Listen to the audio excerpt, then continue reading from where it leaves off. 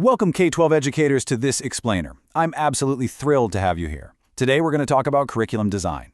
But before we get into the weeds, I want you to completely shift your perspective for a moment.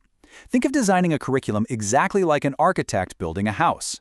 You would never start by just blindly nailing boards together or picking out the living room paint color, right? No way! You'd start with a master blueprint. You'd start with the end goal in mind. So today we're going to explore how the Understanding by Design framework, or UbD, gives us exactly that kind of master blueprint for our classrooms. Okay, let's dive into this. Here is our roadmap for today. Number 1, starting with the end. 2, aligning UbD with IB. 3, uncovering prior knowledge. 4, authentic tasks across grades. And finally, 5, co-constructing success. Section 1, starting with the end. The UbD philosophy. Before we ever pick out a fun classroom activity, a cool worksheet, or a video to show our students, we need that master blueprint. We need to know exactly what we're building toward. This brings us to the big thinkers behind Understanding by Design, McTighe and Wiggins. They propose that the most effective teaching is actually planned backward from desired learning outcomes. Think about it. Successful coaches in athletics or directors in the performing arts naturally do this all the time. They know the final championship game or opening night is the ultimate goal, so they design every single practice backward from that genuine performance. We need to emulate that exact same practice in our core academic subjects. McTighe and Wiggins broke this down into 3 really concrete stages. Stage 1 is identifying the desired results. What are the big ideas, the essential questions? What should students be able to do completely on their own? Stage 2 is determining the assessment evidence. Before planning a single lesson, we have to ask ourselves what evidence will prove the students actually understand the material. And finally, Stage 3 is the learning plan. Only after we know our destination and our evidence do we actually sit down to plan the daily instructional activities to get us there. And this brilliantly illustrates the paradigm shift we're talking about. Let's look at a traditional 3rd grade unit on the westward movement. It usually focuses on covering the textbook, right? Giving a vocabulary quiz on Sarah Plain and Tall, maybe answering some end-of-chapter questions. It's almost entirely based on compliance and recall. But a UbD unit for that exact same topic is anchored by essential questions and real-world transfer tasks. Instead of just memorizing random facts about pioneers, students are genuinely grappling with the difficulties of moving and transferring that understanding to new situations. It's a massive shift from simple coverage to actual deep understanding.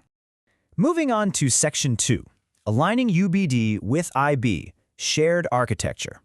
For those of you teaching in International Baccalaureate or IB schools, this UbD blueprint is going to feel incredibly familiar.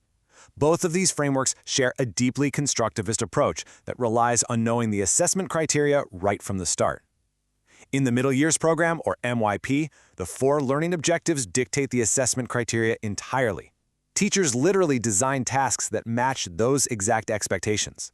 In the Diploma Program, the DP, the rigorous internal and external assessments drive those daily learning goals. And down in the Primary Years Program, the PYP, teachers use subject objectives, which UbD calls established goals, to co-construct success criteria with their students. The logic and flow are completely identical. The end assessment drives the daily instruction. Section 3, uncovering prior knowledge, surveying the land.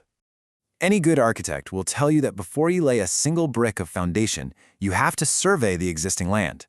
Well, in education, surveying the land means assessing what our students already know before we begin teaching. There's this crucial definition from the Eberly Center at Carnegie Mellon University that says prior knowledge encompasses the pre-existing skills, beliefs, and attitudes that dictate how students process new information. Because all new learning builds directly on the old, uncovering this information is non-negotiable. It allows us to adjust our instructional strategies, differentiate effectively, and address any massive misconceptions right out of the gate. Now, what's really interesting here is this single number, 27. Educator Mia McMeekin created an incredible framework identifying 27 distinct ways to assess this background knowledge. That means we absolutely don't have to rely on boring, high-stress diagnostic quizzes to survey the land. Here is a quick sample of those strategies. You could use concept maps to see how students connect ideas. You could have them create a quick physical prototype. You could use informal conversations, self-assessment probes, or even a really fun shout-all-at-once activity. The goal isn't another tedious quiz. It's simply to get an accurate read on the room so you know exactly where to start building. It's all about being flexible and responsive to where your students actually are. Section 4, authentic tasks across grades, building the pillars. Now we are ready to build the load-bearing pillars of our blueprint. These are the authentic performance tasks that push students far beyond rote memorization and into genuine, real-world application. McTighe often shares this great aphorism: with performance tasks, the juice must be worth the squeeze. Because let's be real, designing and grading these rich tasks takes significant time and energy. Therefore, they can't just be fun arts and crafts projects. They absolutely must promote meaningful learning, require higher-order thinking, and call for true transfer of skills, not just formulaic fill-in-the-blank responses. To ground this abstract theory, let's look at some concrete examples across K-12 levels. In primary school, say grade 3, a task might have students take on the role of an ancient engineer designing Roman roads. Jump up to middle school, and a 7th grader might act as a community advocate researching and debating the impacts of fracking.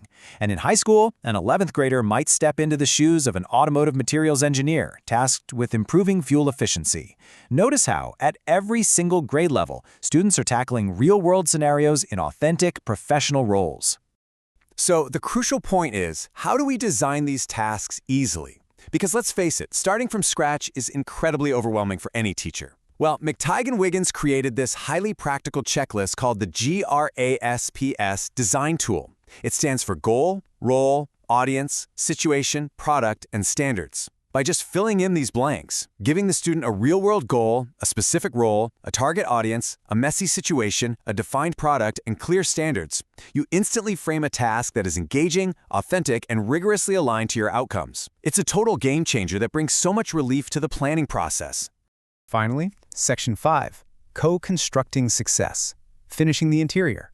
This is where we finish the interior of our house by clearly communicating expectations and actively involving our students in the assessment process itself. So many classrooms fall into what experts call the assessment trap, this high-stress environment focused entirely on the final grade, compliance, deadlines, and finality. I mean, we've all felt the absolute exhaustion of grading in that trap, right? But UbD helps us foster expert learning. Here, the focus shifts entirely to the process, developing skills, and utilizing continuous feedback. Grades become just a part of the discussion rather than the entire discussion. Let's move to and see how this builds into real student motivation. According to researchers like John Hattie and Shirley Clark, one of the best ways to foster expert learners is to actually co-construct the success criteria with them. Consider some of these clever methods. You can use an incomplete surprise, where you give students a partial exemplar and ask them to finish it. You could jigsaw the pieces by having them reconstruct a perfect example. Or my favorite, slopping success criteria, where you show them a heavily flawed rubric or example and have them analyze exactly what went wrong. When students help build the rubric, the mystery of grading just vanishes, and their motivation skyrockets. As we wrap up this explainer, I want to leave you with a really provocative question to think about. Are your students currently focused on the grade, or are they focused on the learning? By embracing the architect's blueprint of understanding by design, starting with the end in mind, using authentic performance tasks, and co-constructing success, you can step entirely out of that assessment trap. You have the power to foster lifelong, authentic learners who actually care about the process of understanding. Thank you so much for joining me today, and happy building.